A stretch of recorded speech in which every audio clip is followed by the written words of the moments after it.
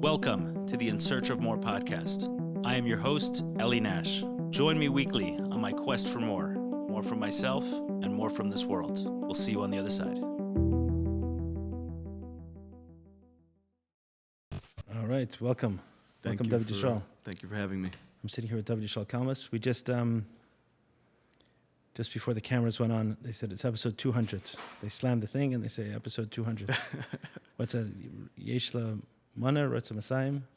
And yeah, I think if you want to have 200, someone has 100, they want 200. That's right. If someone has 200, they want 400. That's it. Okay, so we've just accessed a deeper desire for more growth. Right. On the and podcast. that's this podcast now, In Right. Search for More. Yes. So we want to have more. Yes, so we just got it beautiful. Okay, so speak to me about how this conversation came about. I guess a student of yours who follows podcasts as well. So a student of mine from Cleveland found my teachings online and resonated deeply with my story that I'm very open about and what happened to me. And so as a result of that, he knew I was coming to America and he encouraged me to get in contact with you. He said that he thinks that me and you would really connect and would be a great platform for me to just kind of speak about what I've been through as well as what's helped me. And Bezrat Hashem, that it should be a light for a lot of people. Beautiful. Okay, so Tyler, who produces the podcast, sometimes chides me that I don't edify the guests appropriately. So let's make sure we do that before we go in. So Okay. you run an organization, or you call it a project, which is interesting.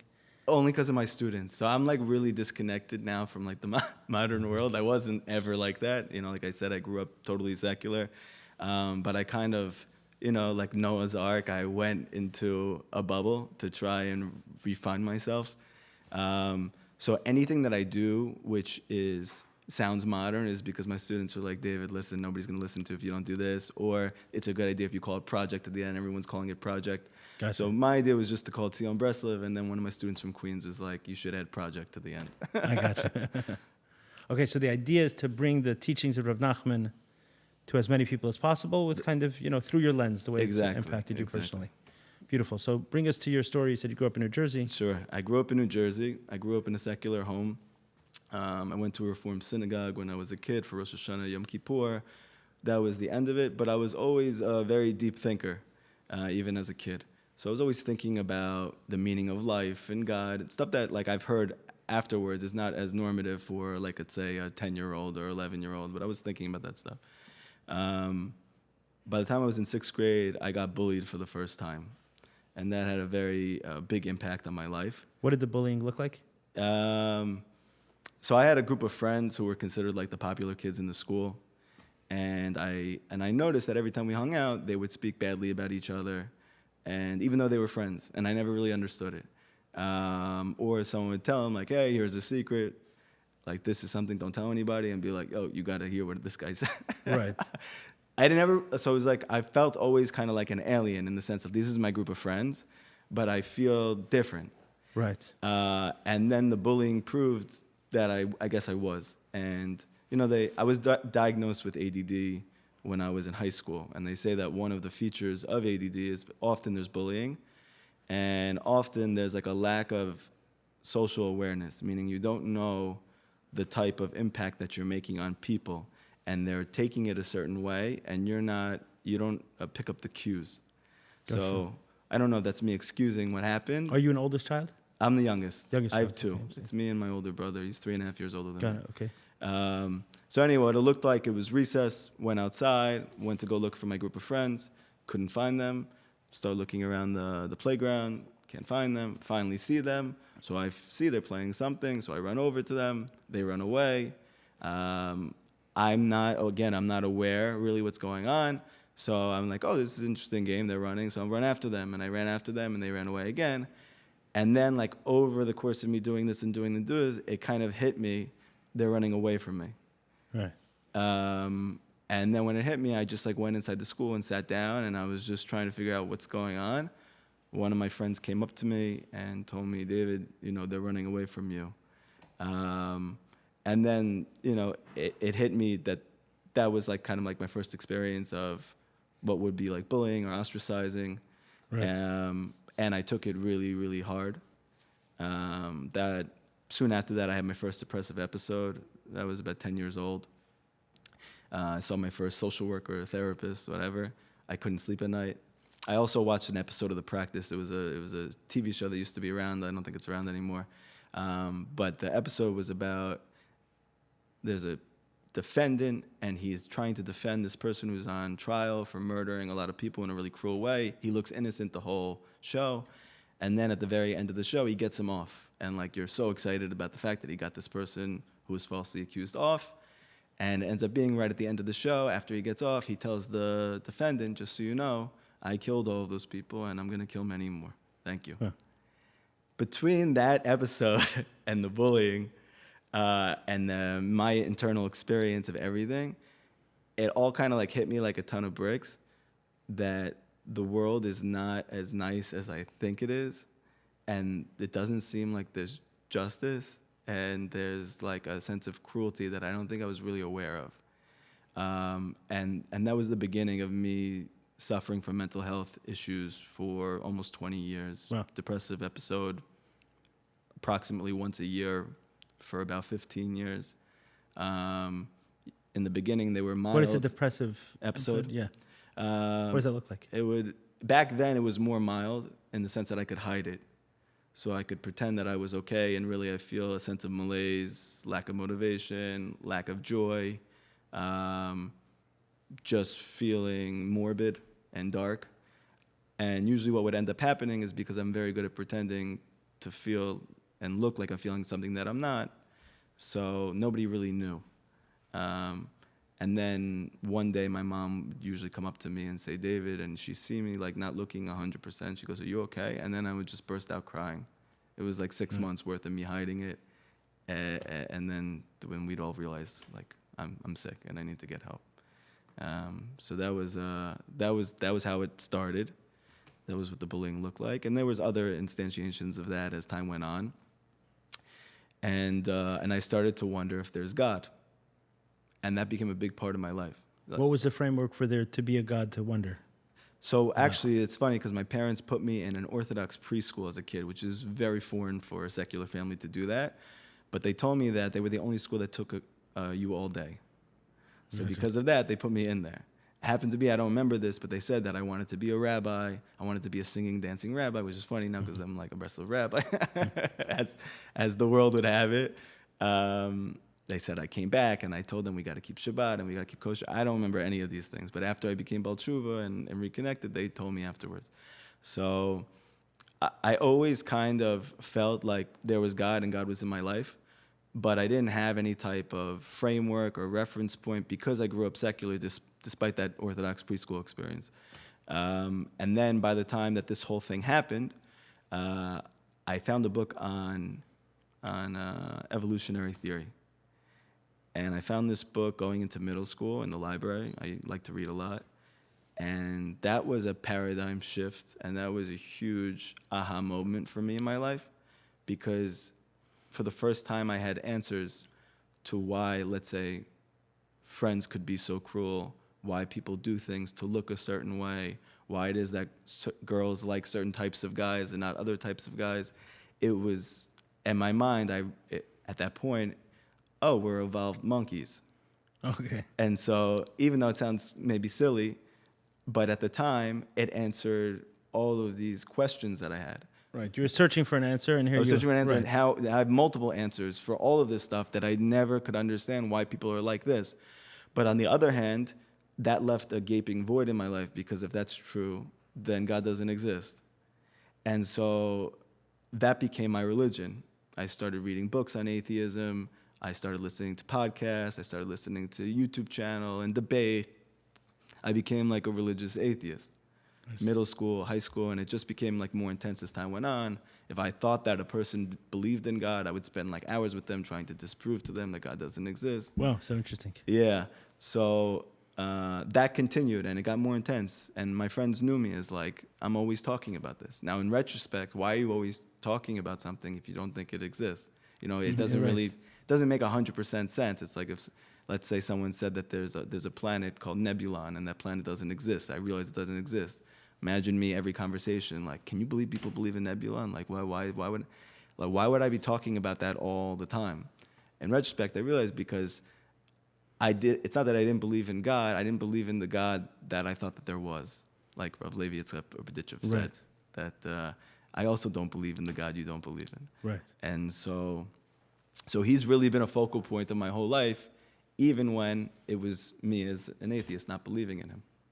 Right. There's a lot of, you call it like a religious atheist, which is somewhat redundant because, right, atheism is a religion. Yeah. Right. So on top of that, now I have like this compounding thing going on where I'm already prone to depression. I'm already prone to anxiety. I have low self-esteem because of the bullying and because girls not working out with girls. And so all of that's happening. And at the same time, not having any faith, right? So all of those, like I ended up becoming a social worker. All of those they would call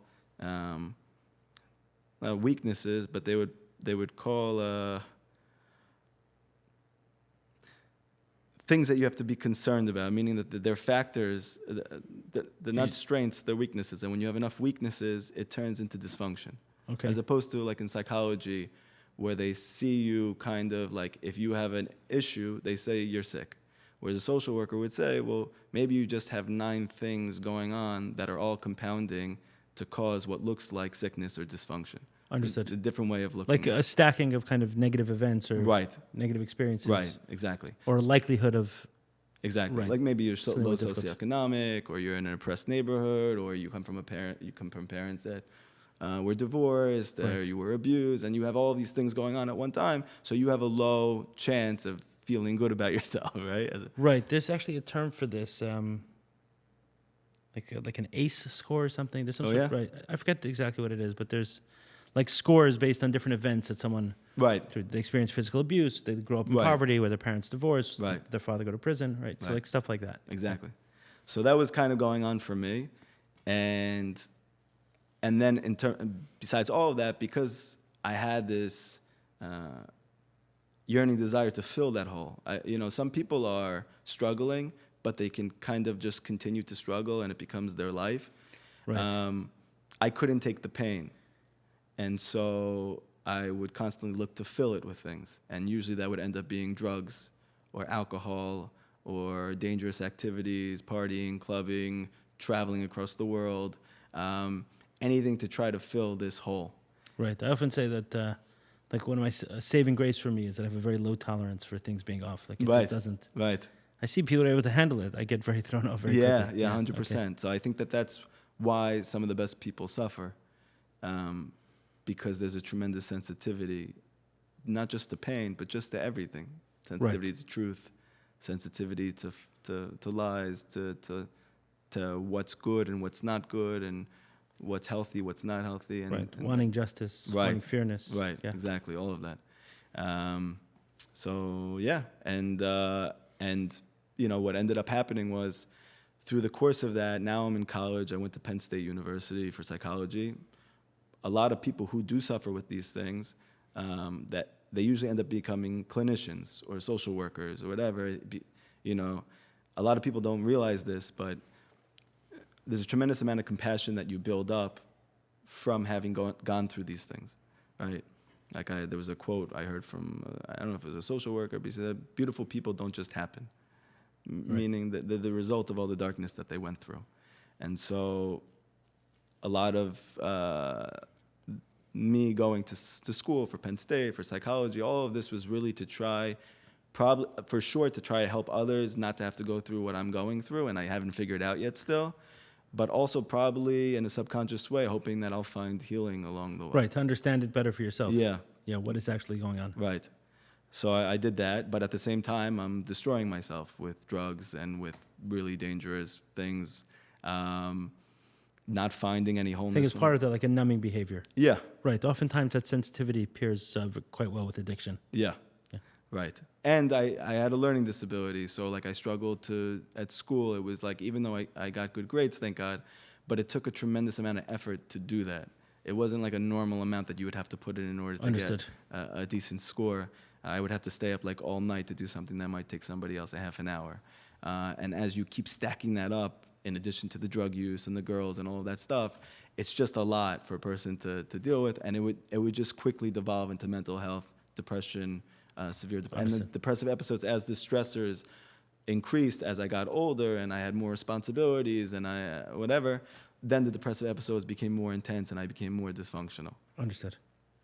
Yeah. And how did this? At what point while you were in Penn State, you were still secular? You weren't totally secular. Yeah. So at what point did this flip? The religious switch. The religious path. So after Penn State, I went to a concert. I was at a festival. I used to be a big Dave Matthews Band fan. Okay, cool. And I used to travel all around to follow them everywhere and hear their music. One time I went with my best friend, who actually he's still secular, but he moved to Israel as well, so we happened to both live there, which is amazing. When we were there, someone was passing around like these things with smiley faces on it.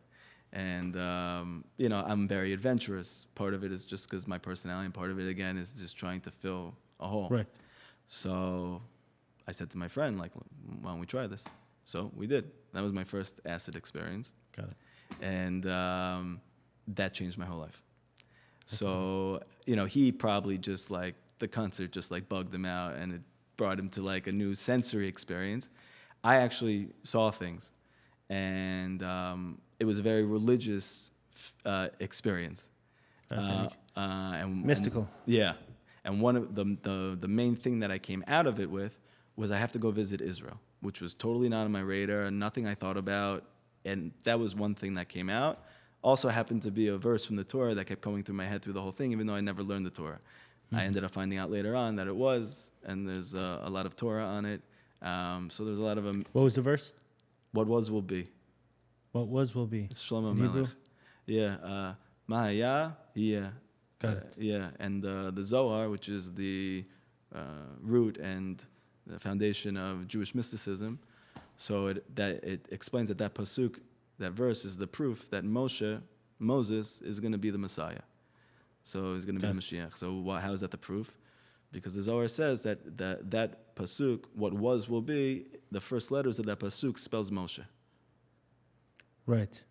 Mem, Shin, Hey. Right. What was will be. And so they say that just like he was the Redeemer, he will be the Redeemer. So that was also fascinating that ended up happening. So that was the beginning. Then my friend signed us up for Birthright. We didn't even get on the secular trip. We weren't religious enough for that. How old are you at this point? I'm 23. Okay, got it. Got it. At that time. Yeah, between undergraduate, thinking about going to graduate school. We finally get on a trip. We go to Israel. I feel like I'm home for the first time, even though I'd never been there. And I didn't have any reference point for why I felt like that, but I felt like that getting off the plane. After I was there on the trip, I made two friends there for me who were the most religious people I ever met in my life. They were modern Orthodox Persians. And I saw them wrapping tefillin. I never saw it before. I thought that they were hurting themselves. I had to go over and make sure they were okay. They said, no, we're just wrapping You'd never tefillin. seen tefillin before? Nothing. Wow. Yeah. So we ended up becoming close because they're like, oh, these are two fun secular guys. Like, we could party with them. And then I ended up like being very intrigued by the cult that they were in.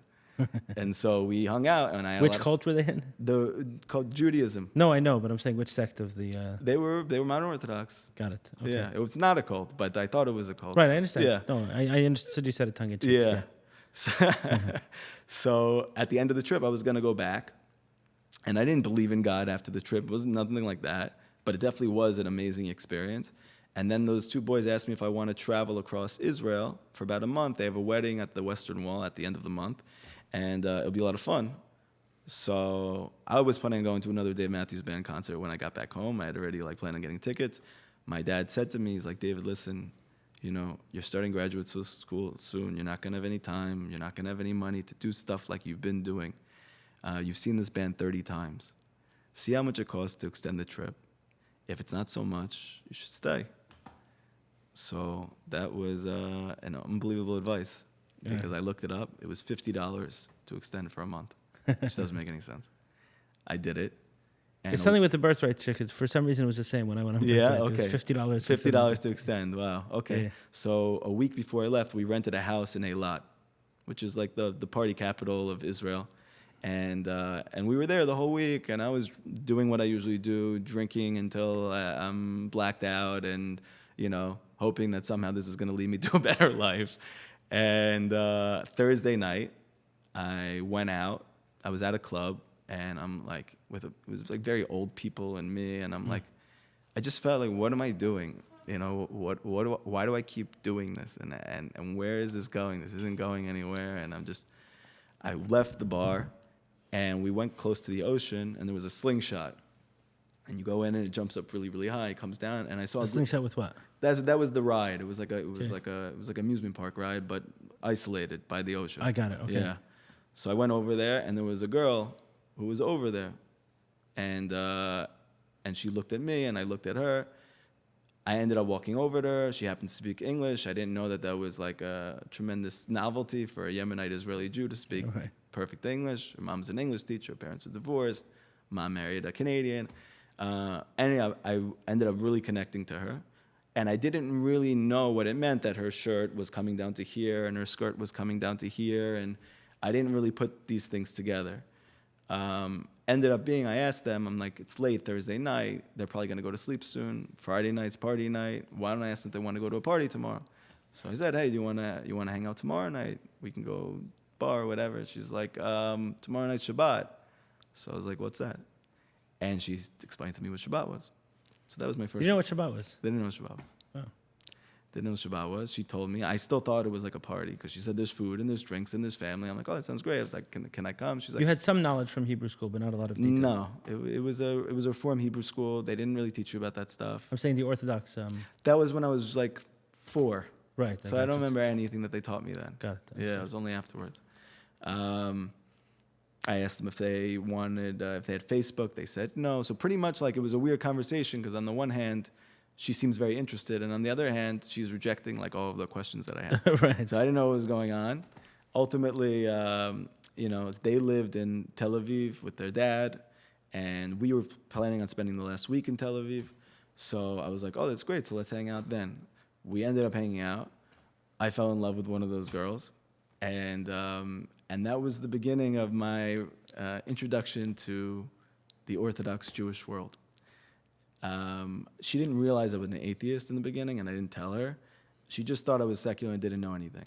Got it. What ended up being was that I felt very strongly about the fact that all religion is destructive and a cult, and it's keeping us from progressing. So when you say fell in love with you, you got into a relationship with her? Meaning I didn't tell her how I felt because I got burned so many times, but I did feel like different about this one. And it ended up being I accidentally told her like they had Skype back then. I think it was Skype or something like that. Yeah. We were having a conversation. I said, okay, I love you. And I hung up, and I did it totally by accident. And then I had like a mental breakdown. I started sweating, and I was like, did I just say that? Did she hear me? I got really nervous. I'm like, oh my God, did I just ruin this? Even though I never even told her how I felt. Ended up being, she did hear me. She said, did you just tell me you loved me? And I said, I'm like, where's this gonna go? She's religious, she's Sephardic, she's from Israel. I'm secular, I'm an atheist, I live in America, I'm starting graduate school. Like, I'm so scared to tell anybody at this point how I feel about anything because of how much I've been hurt. Right.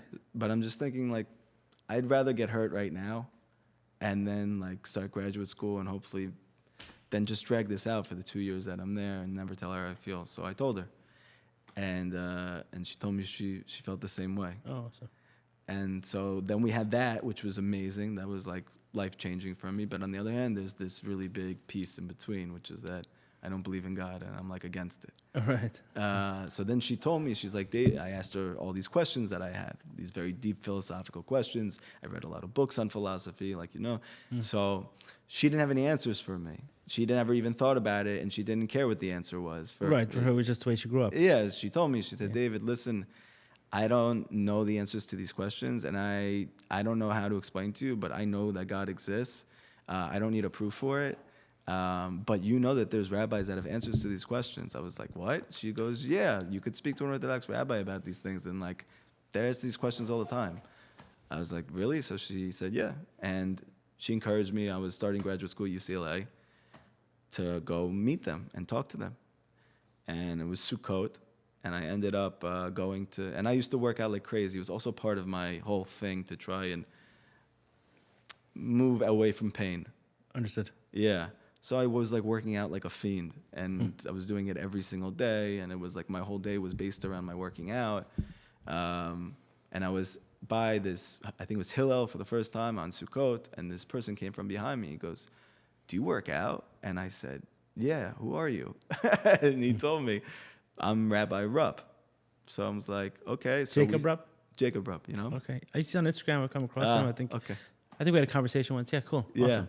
So we start talking, and for the first time in my life, I felt intellectually challenged, where I never felt that before. And the questions that I had, he had answers for. He had questions that I didn't have answers for.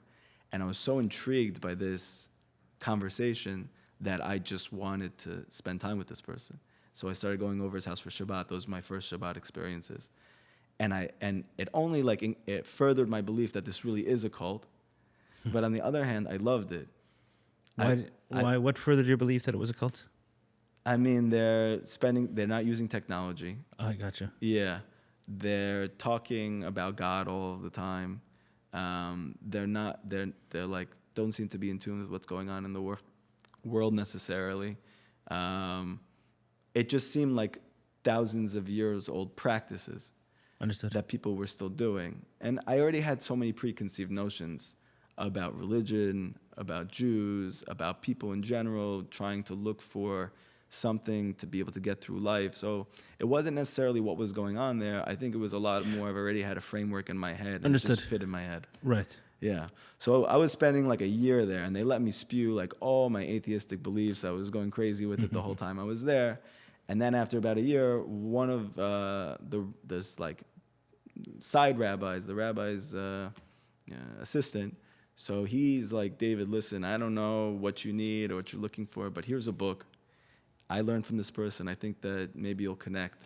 I read this book. I had an epiphany. What was the book? It's called The Secret Life of God by Rabbi David Aaron. And it was based on Kabbalah and Chassidut, and I never heard of these things or learned these things. Questions that I had struggled with my whole life, there was some answers for, enough that it was really piquing my interest. But by the end of the book, and I read the whole book in one night because I was so taken by it, I realized that I was wrong my whole life.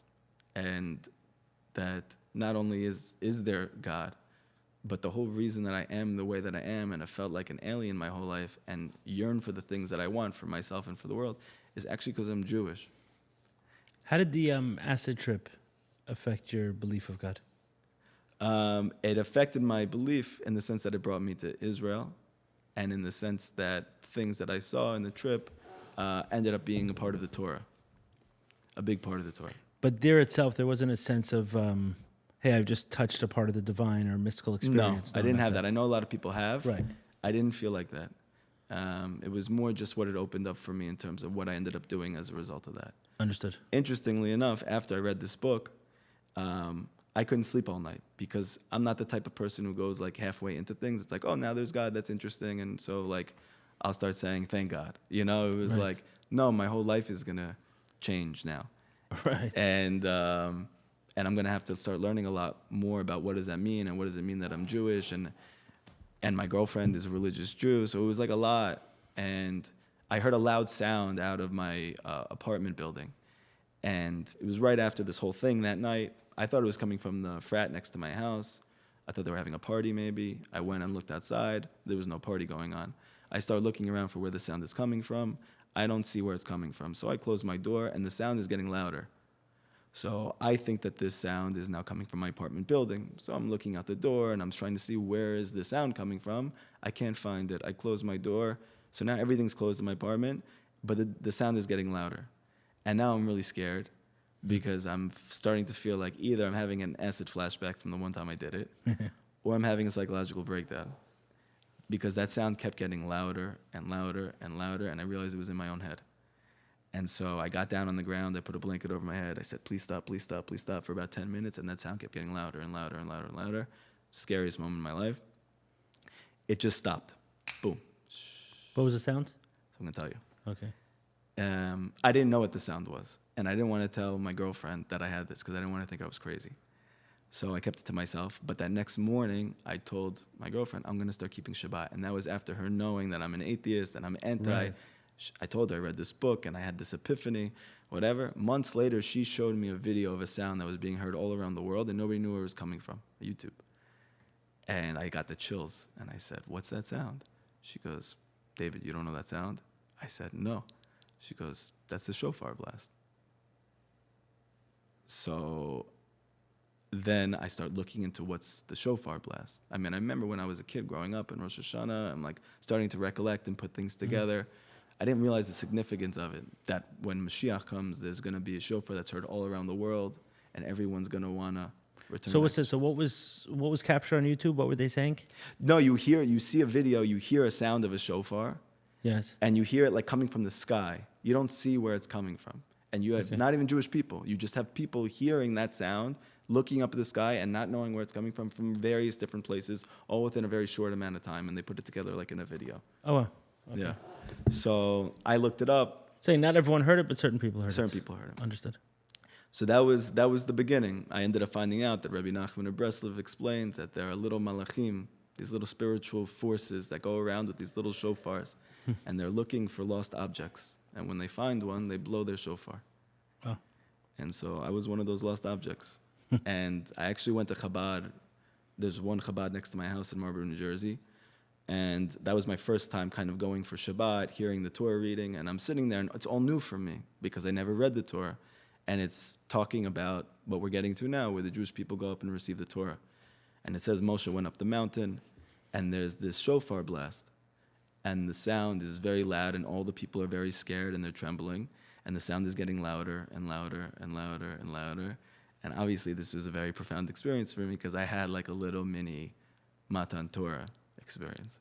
And I wasn't on drugs at that point. In fact, I had stopped all drug use because they thought I had a heart attack after I was using cocaine for a while. They sent me to a hospital. They thought I was going to die. They told my parents I might not make it. I didn't know that. Ended up being, it wasn't a heart attack. It was like myocarditis, pericarditis. They weren't sure exactly. Inflammation of the heart, which probably did come from the drugs, came from a virus that I had that went around Penn State College at the time. And the doctor told me, he's like, David, listen, I never did cocaine before. It sounds like it's fun, but if you do it again, like you may not live anymore. And so for me, that was like a very sobering moment when it became like, oh, like I don't want to die. Right, it was real, there were consequences. Yeah, right. Yeah, so I kind of just stopped cold turkey like everything at that point. I still, drank from time to time, but it wasn't like I was living for 6-7 years. Got it. Your age at this point was? I'm 34. At the time, when this all happened, I was 23, 24. Got it. So it was about 10, 11 years ago. Got it. So you've been religious for about that time. Yeah. It was like that. It wasn't still... No, Rav Kook says that there's two types of souls. There's souls, and this is the general populace, that they are destined to do gradual tshuva.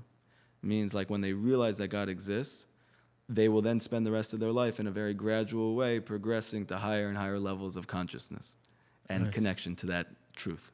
But he said that there are some few souls that they are like destined for sudden tshuva. That as soon as they experience that this is real, there's a spontaneous shift. Just spontaneously, not just that they changed in their outside, but they actually have changed in a moment. And so that was me. Fascinating. But on the other hand, so this is very exciting for me, right? Now I realize God exists. I'm Jewish. Like, this is part of why I've been suffering my whole life, is because I think I'm an alien. I'm not an alien. I'm a Jew. So like, I'm so excited, and I think I'm going to be better now. I'm not going to get depressed anymore because I believe in God now, and I realize that there's a reason for everything, and like, I have faith. And what ended up happening, which Rabbi Nachman speaks about, is that when a person begins in earnest to try and get close to God, he is met by distancing. He experiences tremendous distancing, and all of that distancing is really for the sake of being brought closer. Yeah. Distancing from God. Yes, what appears to be distancing from God, meaning that it appears that on God's part, he is actively denying your desire to want to be close to him by what seeming to be is not listening to your prayers, not getting any joy from what you're trying to do. Rav Nachman says this. Rav Nachman says this in the Likutei Moharan. And so he's the only one I ever heard speak about that. And I wish I would have heard about that beforehand, because that would have helped me. So there's a spontaneous shift on your side from one moment to the next. Right. But then during that earliest period, there was a lot of suffering because now I believe in this God, but I can't find a connection to him. And when I start to pray, those prayers are not answered.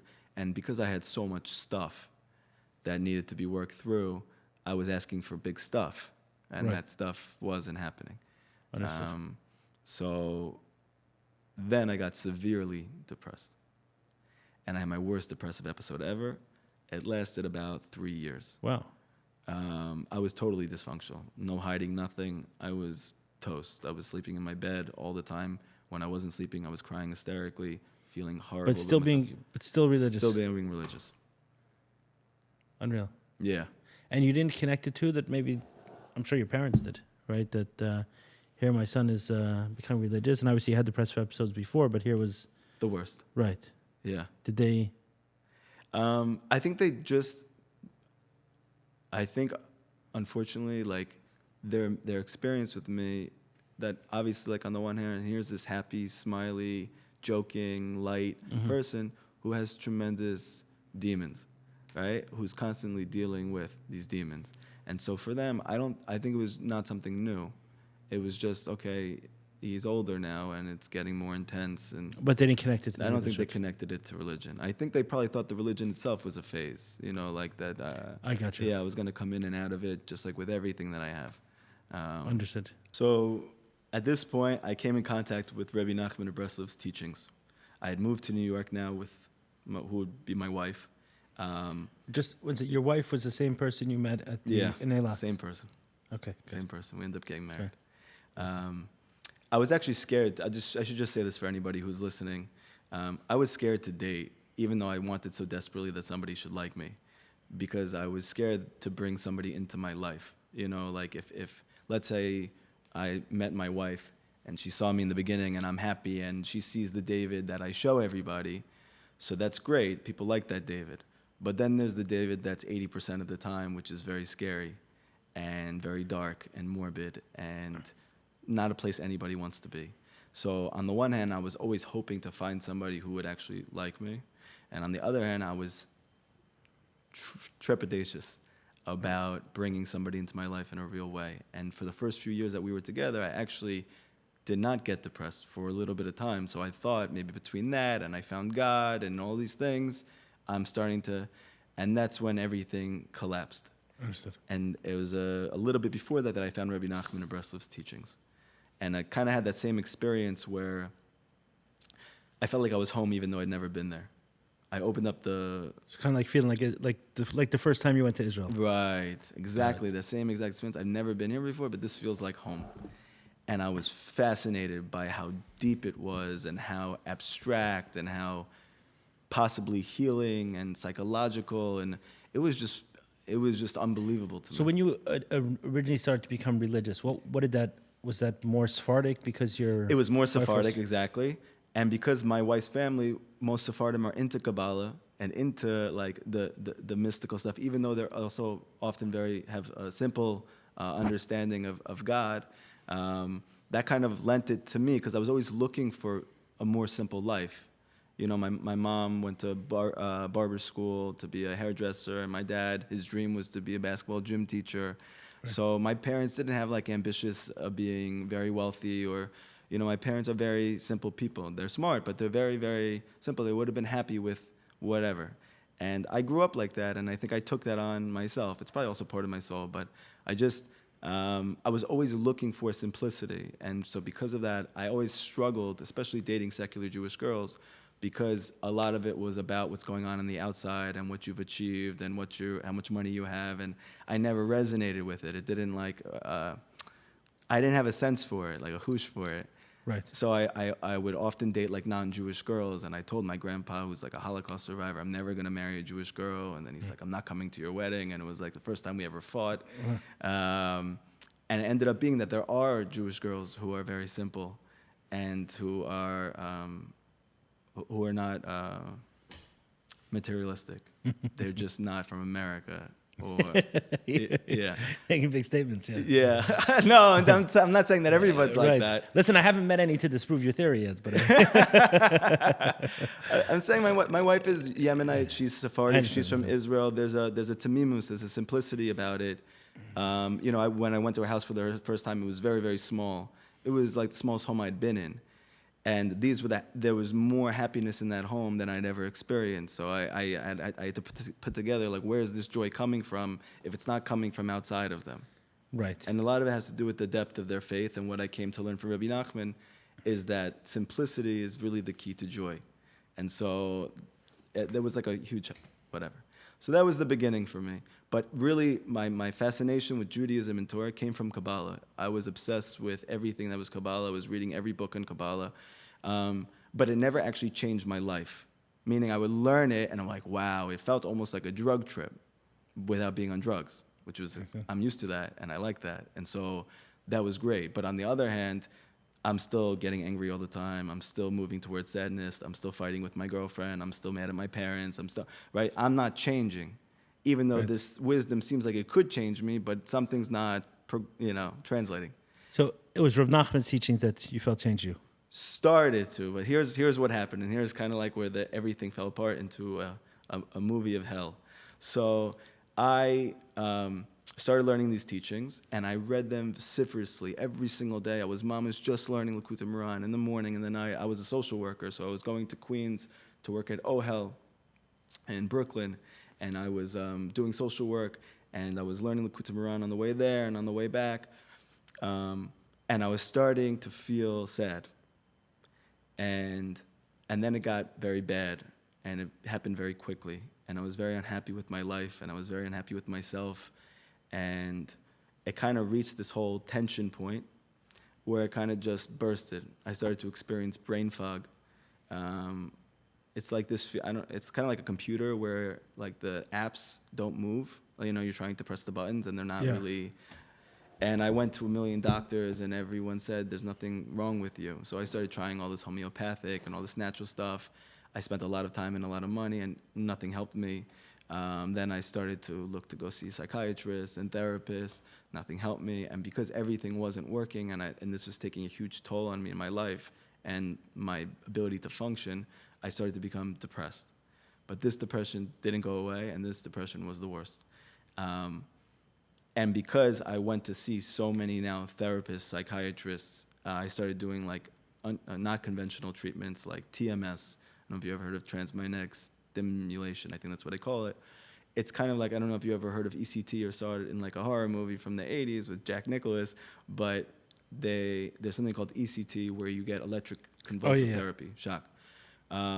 They've made a new experimental version of it where they do little tiny microscopic shocks that you can be awake for and you don't feel anything painful or anything like that. And they said that there's like progress in it. It looks like it's cutting edge. I found a psychiatrist who does it in New York, did nothing for me. When nothing helped, and I was really feeling really, really bad. And I was also unhappy at my work, and I didn't feel fulfilled, and I kind of like all these things I was hoping for in my life weren't happening. I hit rock bottom. And when nothing helped me, the only thing that I could find that had a high success rate, which was 80%, was ECT, was electric convulsive therapy. And I signed myself up for it. I even made up documents to get in because they wouldn't accept me based on what I had. And they did it. I lost years of memory, and I didn't get better. Huh. So I was in a really, really, really bad place. I had people coming up to me and saying like, "Hey, David, I just want to say thank you so much. These classes that you did with me have like changed my life," and I didn't know who they were. So it was like a very, very painful experience for me. My first two children. What classes were you doing then? I was starting to teach in Queens to like Bukharians, Sephardim. It wasn't necessarily Rabbi Nachman's teachings at that point. It was just things that they were, because in that community, a lot of it is about outreach and helping kids have it, whatever. So I was just teaching Aleph, like Lubavitcher Rebbe says, if you know Aleph, teach Aleph. That's what I was doing. But I didn't know who he was because I'd lost the memory. We had our first two kids during that time. I don't remember a lot of the beginning, which is still very painful for me.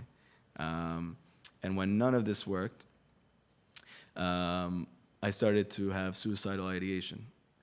I didn't actually make a plan like they speak about in therapy. Right. I didn't want to do it, and I couldn't see myself doing it. But I also couldn't see myself living like this anymore. And I was scared for myself, and I was most scared for my wife and my kids, to put them in a position that I might do something on, So I volunteered myself into a hospital. And when I was in the hospital, they put me in the psych ward, and I was there for months. And it was there, the only thing that I brought with me was my tefillin and my Likutei Moharan, which is Rabbi Nachman's book. And I even had people came up to me like, David, how could you possibly learn in a psych ward? Like, if you're depressed, where are you finding the motivation to learn? I was like, you don't understand. Like, this is what's keeping me alive.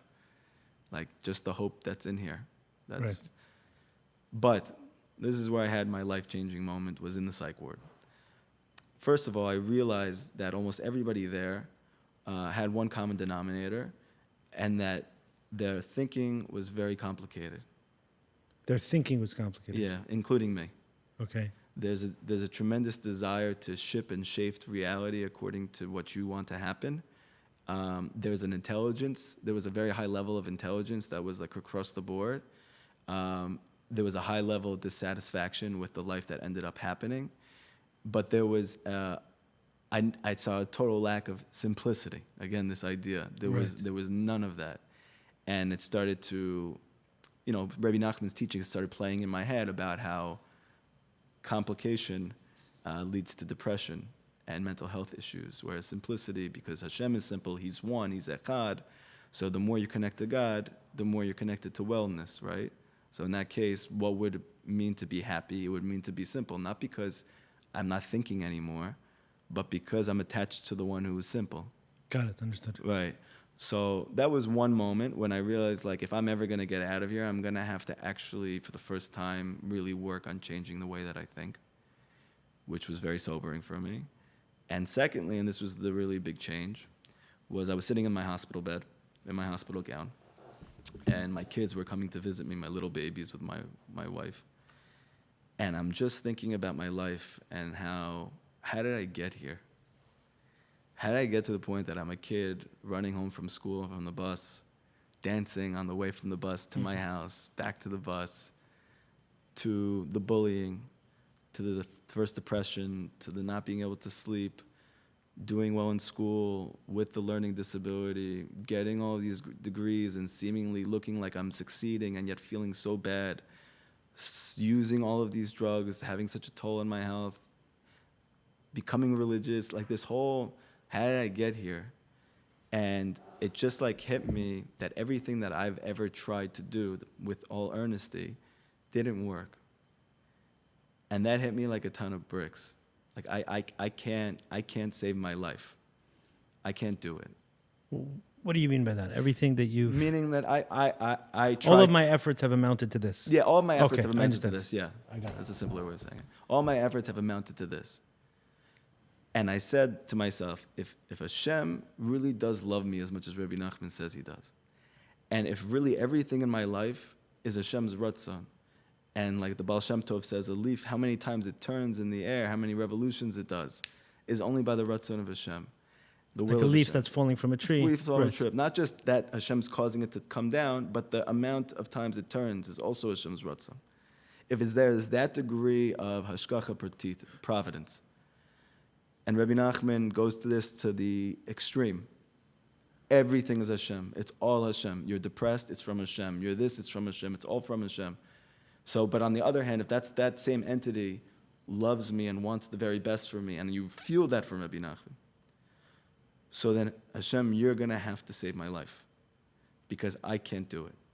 And I realized that I had actually just transported my old life to my religious life, meaning I didn't actually change. It was still receiving information the same way, in a very sophisticated way, in a very intellectual way. It wasn't experiential. I wasn't allowing myself to change as a person. I was just adding new, different information. Right. I have a teacher who says that, our job is to unwind Right. things. Right. So he says, like, that which helps us unwind is good, but sometimes like a new piece of information winds something up, and then you have one more thing winding up. So that's exactly what happened. Like Rabbi Nachman says in the first lesson, that the Yetzer Hara, meaning the force of negativity in your life, it encloses itself in a mitzvah. That's how it gets you, because every person wants to do the right thing, right? Even if a person's doing the wrong thing, but he's only doing that because he thinks it's good. Even if the good means I'm going to be happy after this, but nobody's trying to do the wrong thing. Everyone wants to live a good life, to be happy, whatever. So then how does a person who realizes God exists and believes that the Torah is true end up still doing things that are destructive? So he says that the Yetzer Hara will enclose itself, mitlabesh, within a mitzvah. It'll make you think you're doing something that's good for you, and it's really destroying you, which I'm very used to. Okay. Yeah, this has been a lot of my life like that. I just didn't expect it would come within a suit and a hat. Understood. Yeah. So then I realized that the one thing that I wasn't doing that Rabbi Nachman actually spoke about more than anything else was this thing called Hitbodedut, which means to seclude yourself alone with Hashem. And in that place, Rabbi Nachman says, speak to Hashem for at least an hour a day. He said he would have said more, but he didn't want to burden his students. Like he's your best friend about everything. And so I was learning his teachings, but again, I'm learning it in an intellectual way. I'm not actually doing the things that he's saying to do, because I can't possibly imagine someone actually knows more than me, right? That's what I always thought. Like, who could know more about me than me? That doesn't make any sense. But because I was so desperate, and I'm literally at this point when I'm realizing, like, if I am going to try to get out of here, this can only get worse, because this is what's led me here. Right, exactly. Right. So I was like, if I really believe that Rabbi Nachman's my hope is in these writings, it's in these teachings, it's in this wisdom, this is the God that I believe in. Then let me listen to what he says. I have to go all the way. And I have to let God actually change my life. So I made a promise then and there. I said to Hashem, Hashem, I promise you, I will start talking to you for at least an hour a day about everything that's going on with me. My mental health issues, my financial issues, my marriage issues, my issues with my parents, my issues with my family, my issues with everything, all of this psychological and mental and emotional buildup, all of it and all my spiritual questions, I'm giving it to you. And to be honest, if I'm really going to give it to you every day, that's going to take at least an hour. And I started to realize at that moment why it's an hour. Because you really do have an hour to talk about. So I said, Hashem, if you help me and you take me out of here, not just take me out of the psych ward, but you actually let me live a good life. Take me out of the internal prison. Yes. Yes. I promise you I will spend the rest of my life helping your children do the same. Beautiful. And he answered, and that's what I'm doing. And so that's why I'm here. I started doing Hitbodedut for an hour a day. Still do it to this day. I did it this morning before I came here. That's been about 7 years ago. 6 or 7 years ago. That was the beginning of... So every single day you seclude yourself for an hour? At least an hour. And you talk? And I talk to Hashem about everything. Out loud? Out loud. In the first year I did it, I was so angry. I was so emotionally turbulent. I couldn't even talk. I just screamed.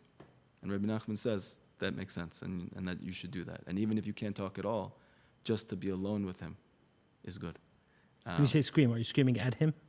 So in the beginning, I was probably screaming at him. Yes. And then it just became screaming because I don't have words to say. You know, like Rabbi Nachman, he says that the whole exile of a Jewish soul is the exile of speech, which is fascinating with therapy and psychotherapy and how it's helped so many people. And really what's taking place is just one person saying how he feels. He's saying it. He's not just feeling it, and he's not just thinking about it. He's expressing it, right? So we say, okay, because it's cathartic. But why is it cathartic? Say, oh, because it's therapeutic. But why is it therapeutic if you say how you feel? Why is it not enough for me to think it, right? Thinking has energy. Thinking creates brain waves. Thinking does all of those things. Or you can even write it. You can write it. Why do I have to say it? Why am I speaking it? And why is that? Like, even people don't know this, but when Freud started psychotherapy, I learned this in school. He didn't start it with the idea of doing talk therapy where we speak to each other like we're talking right now to each other. It was, I put you in a room alone for an hour, a blank room, and you're going to talk about everything that's going on with you for an hour. And he saw that everyone got better. It was only women, and he diagnosed them all with hysteria. He said they were all hysterical, right? Which means crazy, which we use now to say it's funny, it's hysterical, but it actually means crazy. And through their talking for an hour about what's going on with them, he saw that most of them healed. That ended up transforming into where they're talking and I'm sitting in a couch and not saying anything. And then that ended up talking into talk therapy. But the mainstay of it since the very beginning, that's healing, is talking. It's the talking. So Nachman says that the exile of the Jewish people today is the exile of speech. Yes. Meaning our difficulty expressing ourselves. Yes. And that's why Moshe couldn't talk, why he had a speech impediment. And when we received the Torah, you never see after that he had trouble talking. Understood. Because he says that what brings speech out of exile is truth. Yeah. Right. It's a theme that we hit continuously in these podcasts. Not in these words, not expressed in that way, but the idea, I mean, just because of my own journey, my freedom came through speaking. So I had a terrible fear of public speaking. Right.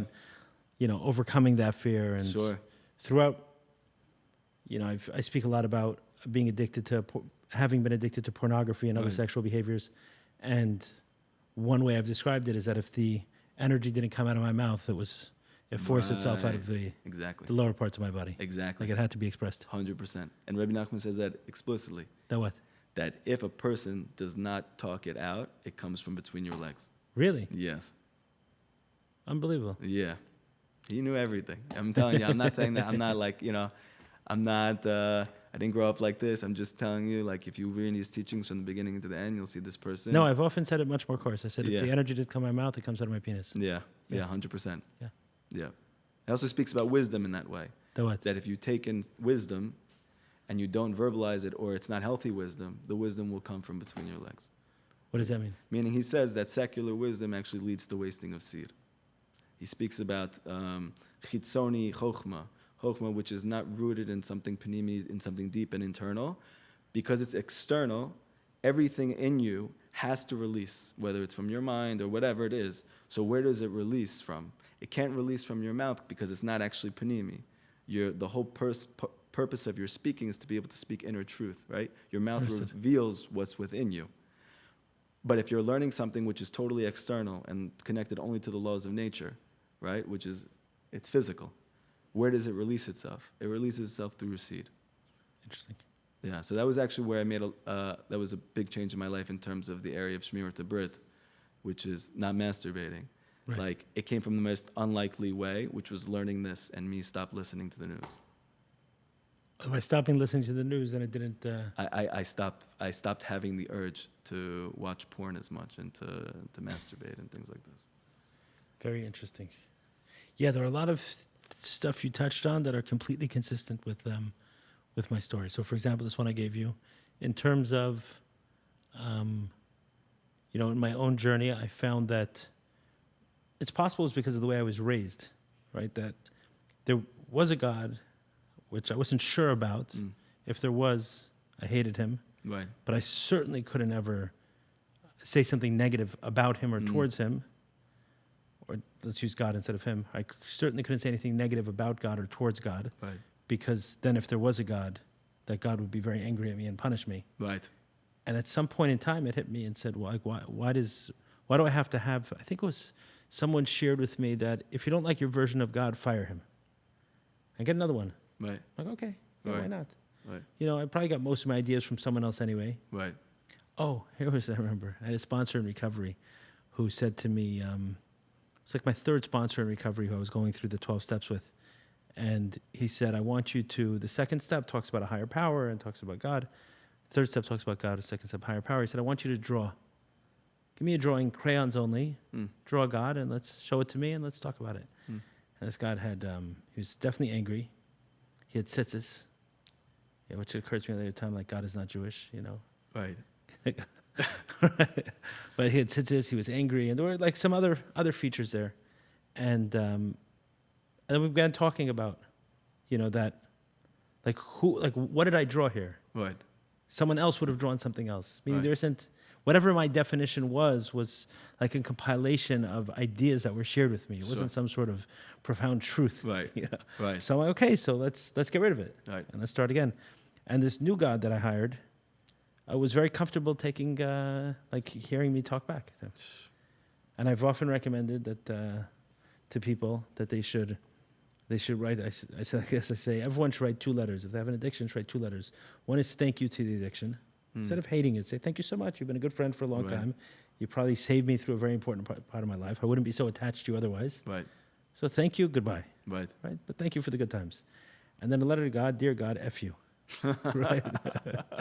Right? I'm angry at you. You set me up. What the hell is this? Right. You know, and just let it all out. Sure. And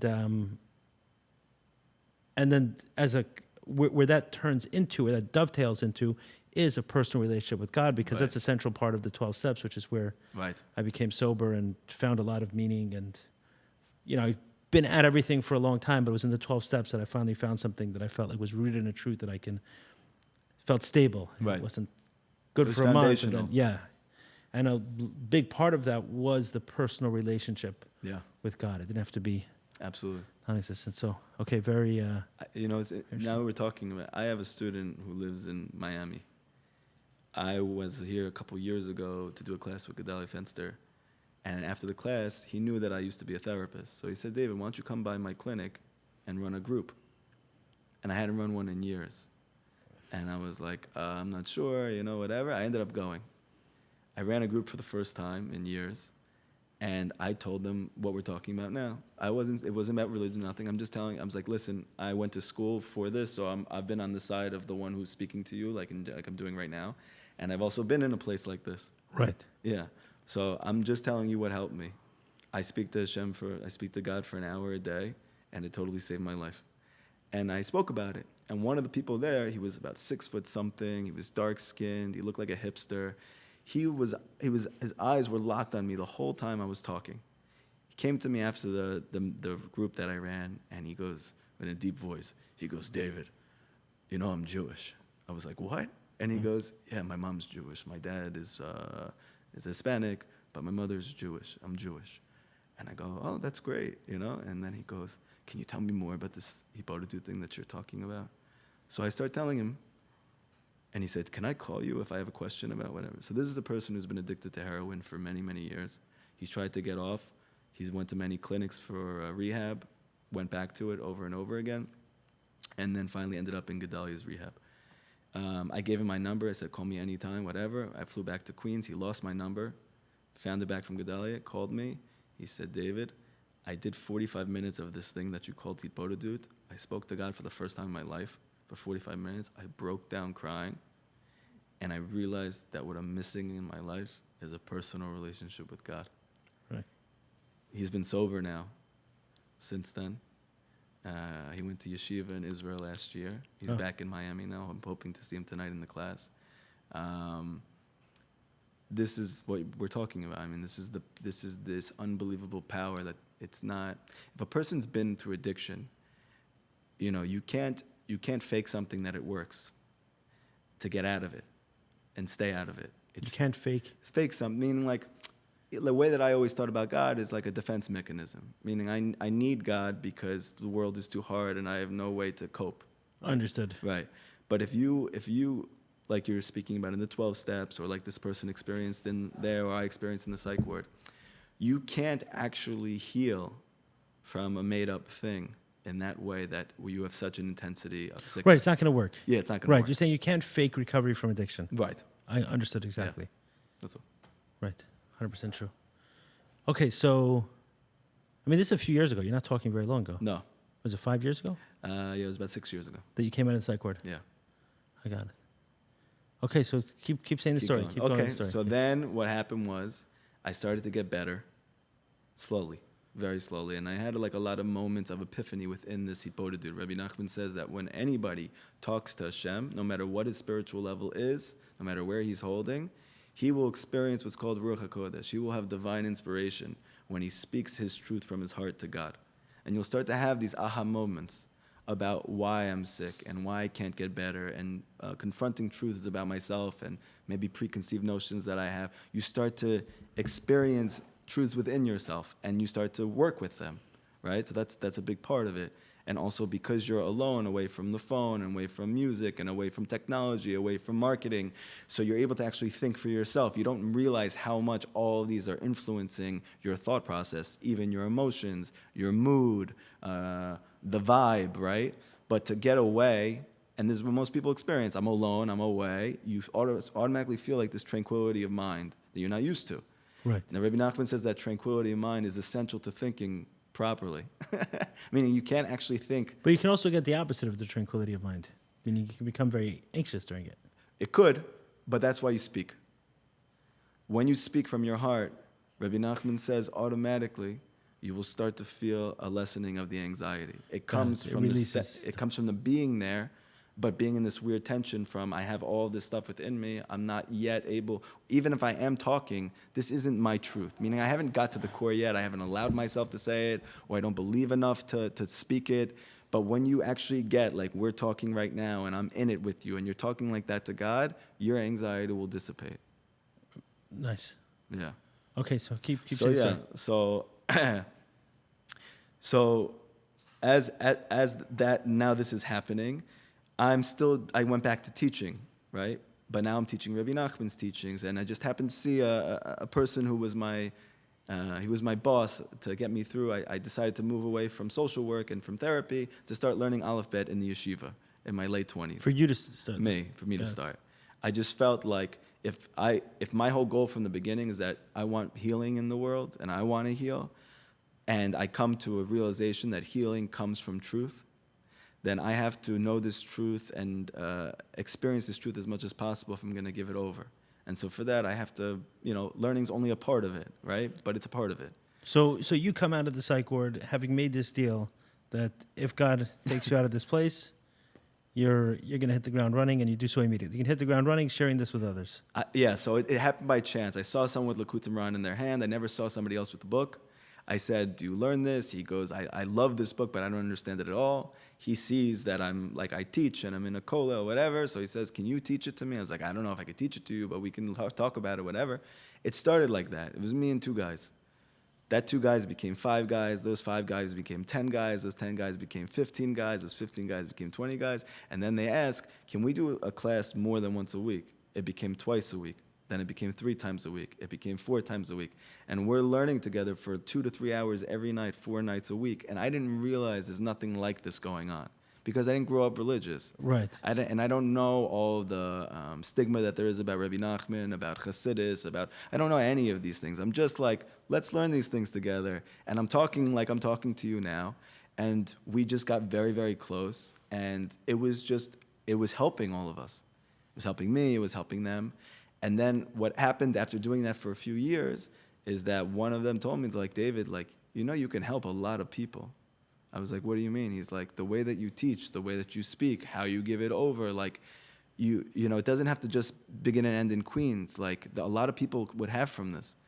So I was like, okay, so what do I do? So like, open up a non-for-profit and start an organization. Okay. I was like, I don't know how to do that. They're like, we'll help you, we'll do it. And you just keep doing what you're doing. And that's what happened. We started it. It's called Seon Breslov Project. It started totally organic. It was just me giving these shiurim, except now doing it globally online. I also started during COVID. I had this, like, I was supposed to start, COVID hit. And then I'm like, oh my gosh, it's not going to happen now. And we put so much work into it. And then I had this moment of, like, again, Rabbi Nachman says that even in a chastar shebetoch chastar, even in the darkness that's within the darkness, Hashem Yitbarach is there. Right. It doesn't matter how dark it is. Even if the darkness is so concealed, you don't even realize it's dark. It doesn't matter what the concealment is. God is everywhere. Right. And you have to find him. And he says that's that song about Filo Basar? Right, that came from his lesson. That actually is one of his teachings. It turned into a song. Nice. Right? It sounds amazing now in the song, but he really just said that to his students as a fact. This is a reality. And so I'm thinking to myself, this COVID is very dark, and where everyone is very confused and scared, and we're all living now in isolation. It's interesting because in Israel, it's called bidud, which comes from the word Hitbodedut. Right? So we were not in self-imposed isolation, which is healthy for you. We were externally imposed in isolation, which was very unhealthy for a lot of people. Right? So I'm thinking to myself, listen, if I believe that Rabbi Nachman is what I think he is and his teachings are, so then this is the perfect time to start. And I just start doing online classes for the first time, which is really weird. Like online on YouTube? Online on YouTube, and like linking in people across the country, which ended up being across the world. and doing classes like that. And then as COVID calmed down and I moved to Israel, they became more in person. And so we've been doing this organization now for about 5 years. Very quickly, as soon as the first video came out, I started getting emails from people all over. And Baruch Hashem, it's been really, really successful, and we've been able to connect to a lot of people, and it's evolved into different projects within that project. And now we're working on making the first English-speaking Breslov Yeshiva in the world. Beautiful. And what would that look like? It's going to look like it's going to be in Israel. In person? In person. Age range? In Jerusalem. I'm hoping that every age is able to go there. Full-time yeshiva? Full-time yeshiva. I'm hoping that there's going to be different streams within the yeshiva, which, again, I have original ideas for how it's going to go. That probably is not normative again. But Rabbi Nachman is not exclusive to a group of people or to a certain dress code. He's for everybody. He said, I'm even for the plants and the trees. So everyone can benefit from this. And so we're hoping to have one part of the program where it's for people like me who grew up secular and have some type of desire and yearning to grow spiritually, probably found Rabbi Nachman's teachings from somebody, it resonated with them, and now they want to explore it in a more serious way. So there's that part. And then we're hoping to have people who grew up religious, but a lot of people who grew up religious, unfortunately, because, like we said, the Yetzer Hara can enclose itself in mitzvahs itself. Right. It ends up being more destructive than if they never grew up religious at all. 100%. And so I want them to be able to be there. And then there's people who have already moved beyond all of this, and they really resonate with Rabbi Nachman as being what Rabbi Nachman speaks about, the emet lamito. It's the truth of truths, meaning it's not that this is like a different truth. This is like the inner point of truth within all truths. And so they just want to learn it on a more serious basis. They're like adults who are married with kids. So that would be another part that's called the kollel. And so this is, we have a lot of ideas. I'm in connection with a very big Breslov mashpia who lives in Israel, who happens to speak English and Yiddish and Hebrew. This has been his dream for a long time.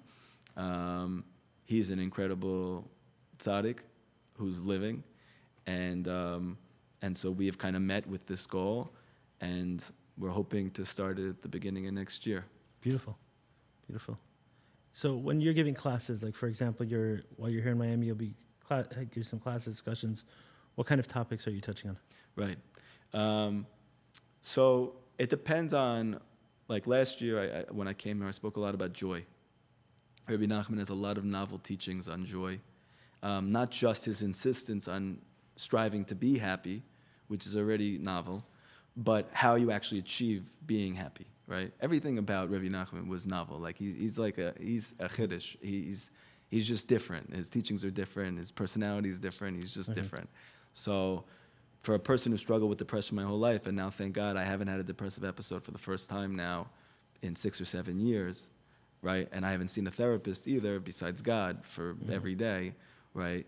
So I have a lot to say about being happy and how you do that, and how much work that takes, and what you actually have to do versus what people tell you have to do, right? So that's what I spoke about a lot last year.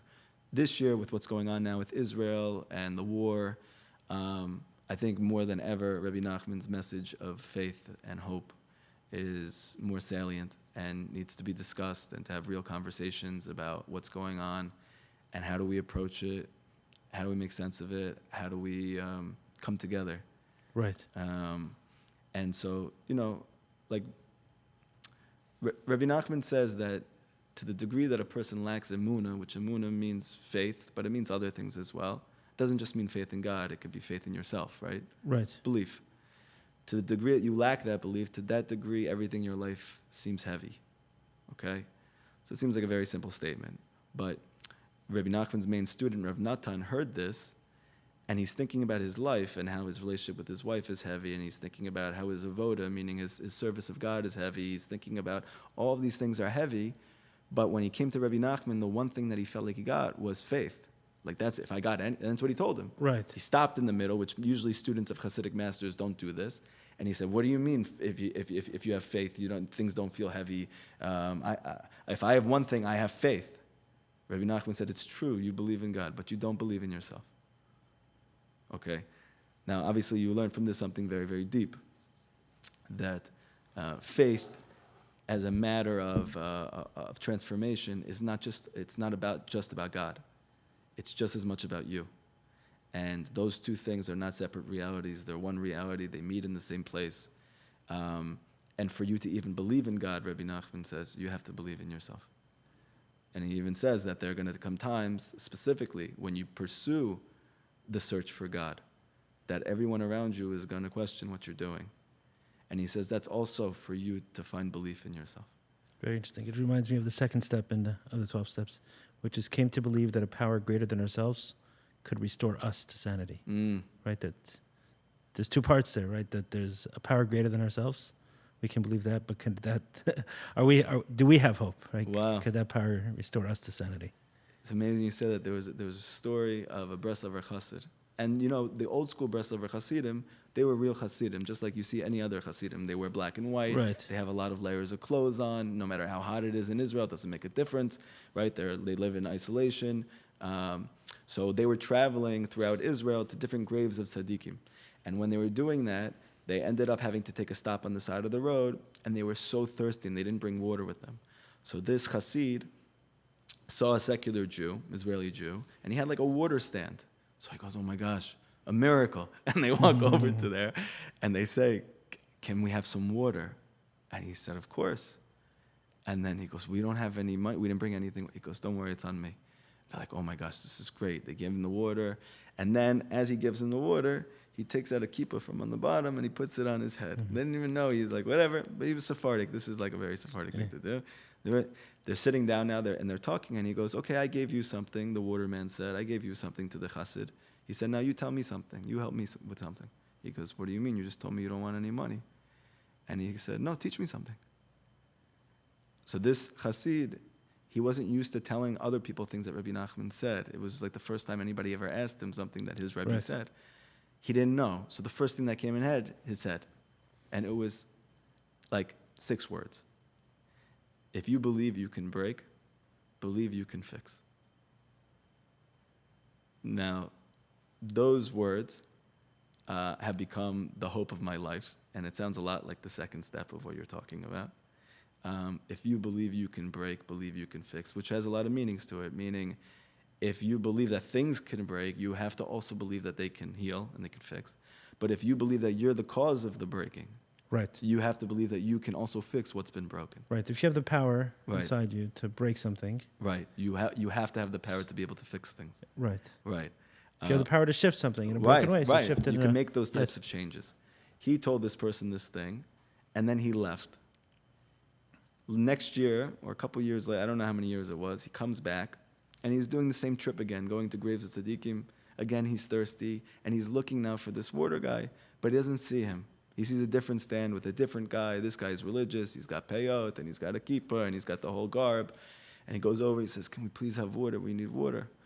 And he said, I've been waiting to see you guys for years. And they're like, what? And they said, do you remember you came here a few years ago asking for water? And you told that person that one thing that Rabbi Nachman said, that's me. And I want to tell you that after you told me that, I went back home and I couldn't stop thinking about what you said. If you believe you can break, you must believe you can fix.